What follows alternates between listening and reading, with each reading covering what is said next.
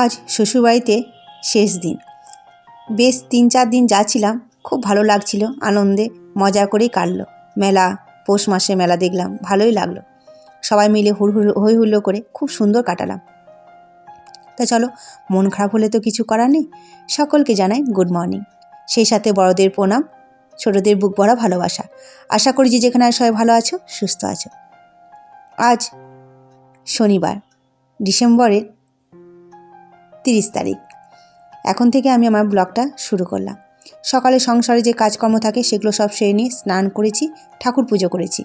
তারপর এই যে মুড়ি দিচ্ছি সবাইকে। জিজ্ঞেস করছি কে পিঠে নেবে না নেবে। কেউ বলছে একটা নেবো, কেউ বলছে দুটো নেবো, যার যা ইচ্ছা সে তাই বলছে। তারপর কুমড়ো তরকারিটা দিয়ে দেবো। কালকে কুমড়ো তরকারিটা ভাঙনি করেছিল, আজকেও কিন্তু কুমড়ো তরকারিটা ভাঙনি করেছে। কালকে একটু মিষ্টি করে দিয়েছিল, কিন্তু আজকে তরকারিটা খুব সুন্দর করেছে। ও মুড়ি খাবারটা করে দিয়েছিল বলে কিন্তু আমার একটা কাজ আসান হয়ে গিয়েছিল। তারপর এই যে আমাদের বাড়ির ছোট ছেলে, মুড়িটা মাখিয়ে দেবো, তারপর ওনাকে দিয়ে দেবো। খাওয়া দাওয়ার পর্ব শেষ। সকালে মুড়ি খাবারে এই যে তরকারি বানাতে বসে পড়েছি। এখানে থাকলে একটা কি চিন্তা নেই জানো তো, কী রান্না করব, দুপুরে রান্নাটা কি হবে। কারণ খাবার লোক আছে, যা সবজি থাকে রান্না করে দিলে কিন্তু হয়ে যায়, ঝামেলা থাকে না। আর ওখানে থাকলে একা থাকি তো, মা মেয়ে থাকি, তোমরা তো জানো ছোট মেয়ে, ও খাবারে কি বোঝে, ওকে যা মাখিয়ে দেবো তাই হয়, আর নিজের জন্য কে রান্না করবে। তাই কিন্তু ওখানে ঝামেলাটা একটু বেশি হয়, এখানে কিন্তু কম হয়। তা আজ ভাগ্নির ইচ্ছা, বললো মামিমা খিচুড়ি আর কষা মাংস করো। আমি বেশ ঠিক আছে। আর এদিকে বেগুন ভাজাটা বসিয়ে নিয়েছি। বেগুনের মধ্যে একটু হলুদ আর লবণ দিয়ে দিয়েছিলাম, আধ ঘন্টা আগে কিন্তু মাখিয়ে রেখেছিলাম। তারপর কড়াইয়ে তেল দিয়ে বেগুনগুলো সব দিয়ে দেব। আর আমার শাশুড়ি মা কিন্তু মাংস খান না, মাছ ডিম খায় কিন্তু মাংস খায় না। মা বলল বেগুন ভাজা চাটনি দিয়ে কিন্তু আমার হয়ে যাবে, আর কিছু করতে হবে না, খিচুড়ি বেশি কিছু লাগে না। মাকে বলেছিলাম ডিম ভেজে দেবো, মা বলছে না ডিম ভাজতে হবে না, আমার চাটনি আর বেগুন ভাজা দিয়ে হয়ে যাবে। তারপর বেগুনগুলো ঢাকা দেওয়ার পর এই যে সবজিগুলো ধুয়ে নেব। ফুলকপি, বাঁধাকপি, শাক দিয়ে দিয়েছিলাম, কারণ খিচুড়িতে যত রকম সবজি মেশাবে হয়েই যাবে। আর শ্বশুরবাড়িতে 3 দিন ছিলাম তো, 3 দিনই কিন্তু শাশুড়িমাকে শীতকালে যা যা খেতে হয় সব রান্না করে কিন্তু খাইয়ে দিয়েছিলাম। প্রথম দিন আজকে পিঠে করেছিলাম, তারপরের দিন কালকে তো বড় পিঠে করেছি, তোমরা দেখেছো। পাটিসাপটাটা করা হয়ে ওঠেনি। আর এই যে শীতকাল পৌষ মাসে খিচুড়ি, মায়ের হাতে খুব একটা জোর নেই, হাতটা ঠিক হয়েছে বটে কিন্তু খুব একটা জোর নেই। তাই যে 2 দিন 3 দিন যাইছিলাম সে কদিন কিন্তু শীতকালে যা যা পিঠে খিচুড়ি করে কিন্তু খাইয়ে দিলাম।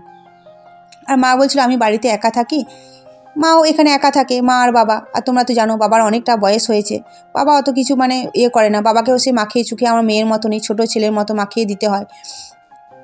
মা বলে আমি একা থাকি, কি করব, সে আমার মতো অবস্থা, একা থাকি, মাও এখানে একা, আমরাও ওখানে একা, কিছু করার নেই। তাই যে কদিন থাকি সে কদিন কিন্তু চেষ্টা করি সবাই মিলে একটু আনন্দে হই হুল্লোভাবে কাটাবার, একটু মাকে ভালো মন্দ রান্না করে খাওয়াবার। তাই প্রথম দিন এসে একটু পিঠে করে দিয়েছিলাম, তারপরে দু রকমের পিঠে করেছি, আর এই যে খিচুড়িটা। আর ভাগ্নিও বলেছিল মাইমা আজ খিচুড়ি আর কষা মাংস করা। বললাম বেশ ঠিক আছে, মায়েরও খাওয়া হবে, সবারই একটু খাওয়া হবে, পিকনিকের মতো একটু করে দিলাম। তাই তোমরা জানো খিচুড়ি করলে কিন্তু আমি চাল ডাল সবজি সবগুলো কিন্তু ভেজে নিই। খিচুড়িটা চাপিয়ে দিয়ে এই যে ছাদ চলে এলাম। এই জিনিসটা কিন্তু খুব মিস করব, গ্রামের এই পরিবেশটা কিন্তু খুবই মিস করব আমি।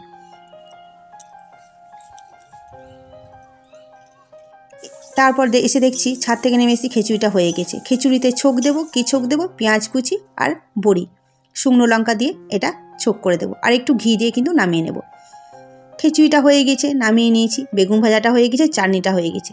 এবার মাংসটা চাপাবো। তাই তেলের উপরে একটু চিনি দিয়ে দিলাম, তেজপাতা দিয়ে দিলাম। এবার কিন্তু পেঁয়াজ কুচিটা দিয়ে দেব। আর তোমরা জানো মাংসতে কিন্তু আমি আদা রসুন কোনো মশলাই মাখাই না, মশলাগুলো প্রথমে ভেজে নিই, তারপর কিন্তু মাংসগুলো দিয়ে দিই।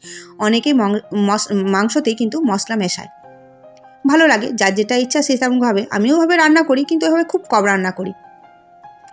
আর আজকে মাংস ঝোলে আমার আলু দেওয়ার ইচ্ছা ছিল না, কষা কষা করবো তো ভেবেছিলাম একটু আলু দেবো না, কিন্তু ভাগ্নি বললো মাইমা আলু দাও।